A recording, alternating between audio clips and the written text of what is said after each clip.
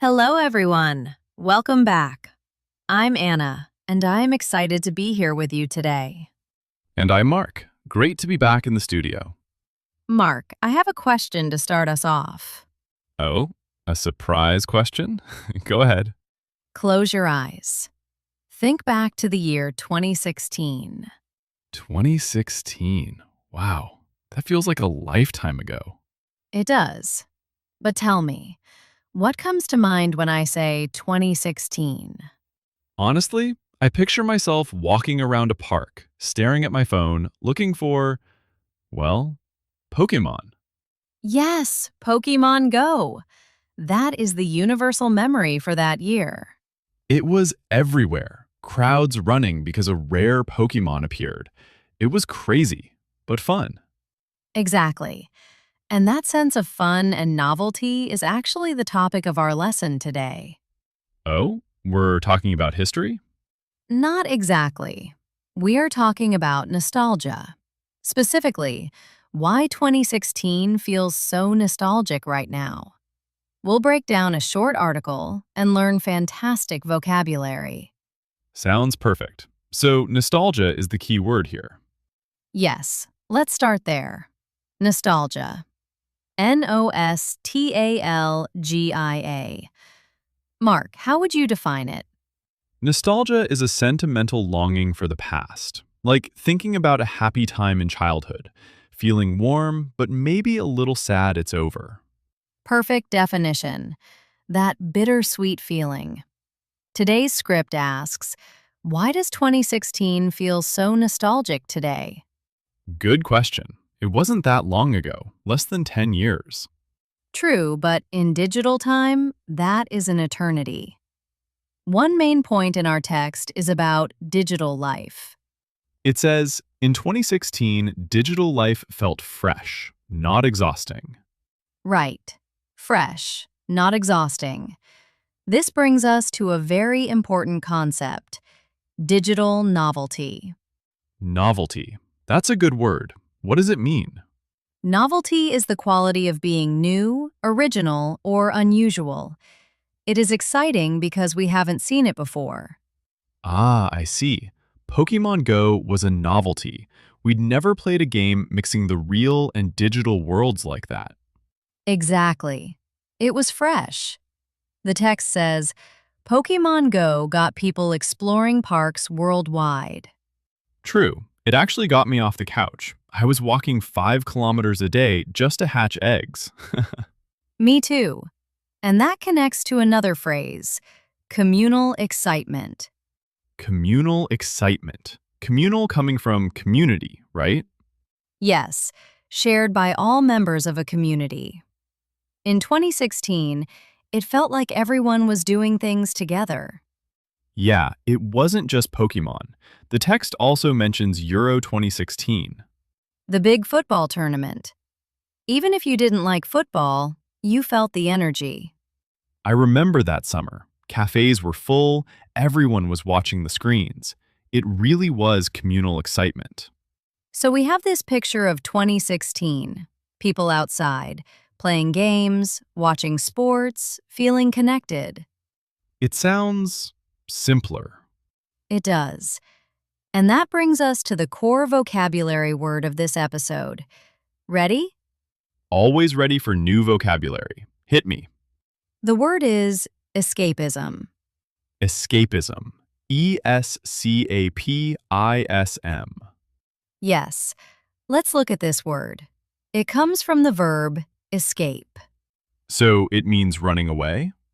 In a way, but not physically from a lion. It means seeking distraction and relief from unpleasant realities, especially through entertainment.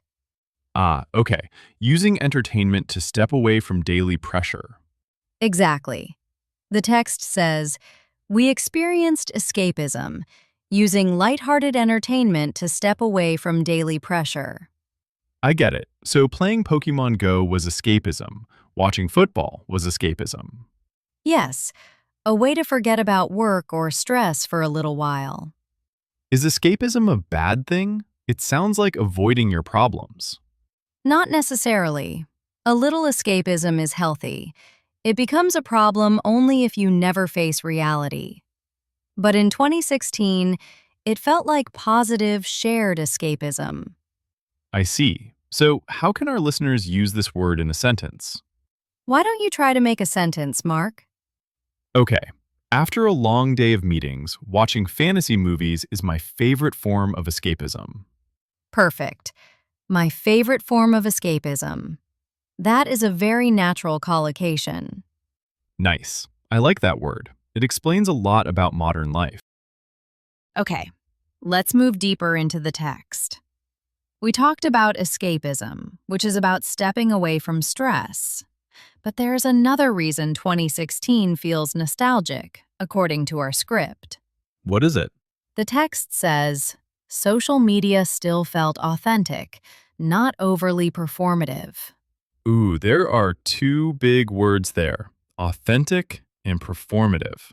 Yes, these are excellent words for intermediate learners who want to talk about society or psychology. Let's start with authentic. I think I know this one. Authentic means real or genuine. Correct. If something is authentic, it is not fake. It is true to itself. So, authentic social media means people were sharing their real lives. Yeah, I remember. Back then, I would just post a photo of my lunch, even if it looked messy. I didn't worry about lighting or filters as much. Exactly. It was just, here is my sandwich. It was real. Now, compare that to the other word, performative. Performative. That sounds like performance. It does. Performative means behaving in a way that is intended to impress others, rather than expressing true feelings. It's like acting. Ah, interesting. So if I post a photo just to make people think I'm cool, that is performative? Yes, the text defines it as behaving to impress others online rather than expressing true feelings. That is a really useful word. We see that a lot today. People curating an image. Curating an image. That's another great phrase. To curate means to select and organize carefully, like in a museum. Right. So in 2016, maybe we were less worried about curating our image. We were less performative. That is the argument. And that is why we feel nostalgic. We miss that feeling of just being ourselves online. Let me try to use performative in a sentence. This one is harder. Give it a try. Okay, I stopped using that app because everyone felt so performative. Nobody was being real. Mark, that is fantastic. You used it perfectly to describe the atmosphere of a social network. Thanks. It's actually a really specific feeling, isn't it? When you feel like everyone is acting. It is, and it can be exhausting. Which leads us to the final big concept in the text, digital fatigue. Fatigue. I know that feeling. Let's spell that for our listeners because the pronunciation is tricky. Fatigue. Right, it's not fatigue, it's fatigue, like league. Exactly. Fatigue just means extreme tiredness, exhaustion. So digital fatigue is being tired of screens? Tired of being online? Yes, the text concludes by saying, 2016 offered digital novelty without digital fatigue. That is a powerful sentence. So back then, the technology was new and fun, novelty, but we weren't yet tired of it, fatigue. Precisely. That specific balance is what creates the nostalgia. We want that fresh feeling back. That makes so much sense. Now everything feels like work. Even scrolling through photos feels like work sometimes. I know what you mean. We are constantly bombarded with information now. Okay, so we have learned 4 amazing words today. Can we review them quickly? Definitely. Let's do a quick recap. Okay, word number 1, escapism. Stepping away from stress through enjoyable distractions, like gaming or movies. Word number 2, performative. Behaving to impress others rather than being real. acting for an audience. Word number 3, authentic. Real, genuine, true to oneself. And word number 4, fatigue. Extreme tiredness or exhaustion. That is a solid vocabulary list for one episode. I think we should do a little practice game. Are you up for it? I was born ready. What do I have to do? I will describe a situation, and you have to tell me which word fits best. Okay, let's go. All right, situation number 1. Imagine you're at a party. You see someone who is smiling and laughing loudly only when the camera is on them. As soon as the camera turns off, they look bored. How would you describe their behavior? Oh, that is easy. That is performative. Correct. They are performing for the camera. It's not real. I know a few people like that. Don't mention any names. Okay, situation number 2.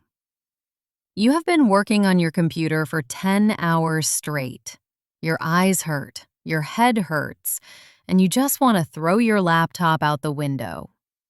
What are you suffering from? Oh, I feel this one. That is digital fatigue. Yes, digital fatigue, or just fatigue in general. But in this context, definitely digital. I think I have that right now, actually. Stay with me, Mark. We are almost done. Situation number 3. You decide to turn off your phone and go camping in the woods for the weekend to forget about the news and your job. You just want to look at trees. What is this trip providing you? You are escaping your daily life. So, escapism? Yes, it is a healthy form of escapism. Wait, could that also be authentic? That's a good point. The experience itself is authentic, real nature, but the act of going there to forget your problems is escapism. Okay, I see the distinction. Escapism is the motivation. Exactly. Okay, last one. Situation number 4. You find an old diary from when you were 12 years old. It's messy, full of spelling mistakes, and talks about your secret crush. It's not polished at all. That sounds embarrassing, but it is definitely authentic. Correct. It is raw and real. No filters. I got 4 out of 4. Do I get a prize? Your prize is the knowledge you have gained and the satisfaction of learning. Wow, thanks, Anna. Best prize ever. But seriously, these words are very common in articles, podcasts, and conversations about modern culture. If you use performative or escapism in your IELTS or TOEFL exam, the examiners will be impressed. Definitely. They show a deeper understanding of abstract concepts. Now, before we finish, I want to go back to the text one last time. It ends with a question for the audience. Your turn. What small 2016 memory brings you joy? It asks us to describe it in English. Mark, do you have one specific small memory? Not the big Pokemon one. Something small. Small memory. You know what? I remember the music from that year. Oh?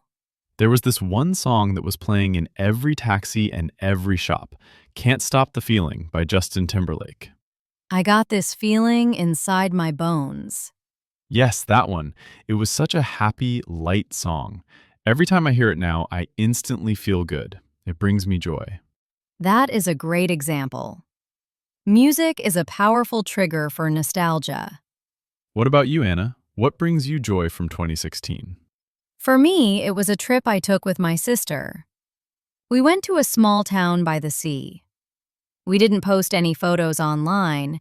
We just walked on the beach and ate ice cream. That sounds nice. Very authentic. It was. And thinking about it now helps me deal with my current stress. A little mental escapism. See what you did there? You used the vocabulary in your story. I try my best.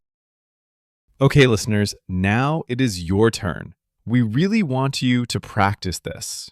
Yes, think about the year 2016. Maybe you were in school. Maybe you started a new job. Maybe you got married. Find one small positive memory and try to describe it using at least one of the words we learned today. You can say, my trip was authentic because, or playing video games was my escapism. You can say these sentences out loud right now. Don't be shy. We can't hear you, but it's important to move your mouth and speak. Exactly. Speaking out loud helps your brain remember the words. You know, Anna, talking about this has made me realize something. What's that? We often talk about the good old days as if they were 50 years ago. But finding joy in the recent past is also powerful. It reminds us that we can create happy memories right now, too. That is a beautiful thought, Mark. So maybe in 2030, we will look back at today and feel nostalgic. Maybe. Oh, remember when AI was just starting? Those were the days. Remember when we had to type on keyboards? How quaint. Exactly. How authentic. Well, we have covered a lot today. We talked about nostalgia, digital novelty versus fatigue, and the difference between authentic and performative behavior, And don't forget, escapism. and escapism. We hope this lesson gave you some useful tools to express your feelings about the past and the digital world. If you enjoyed this episode, please share it with a friend who is also learning English. And let us know your 2016 memory. We would love to hear from you. Until next time, keep practicing, stay authentic, and don't let the digital fatigue get you down. Goodbye, everyone. See ya!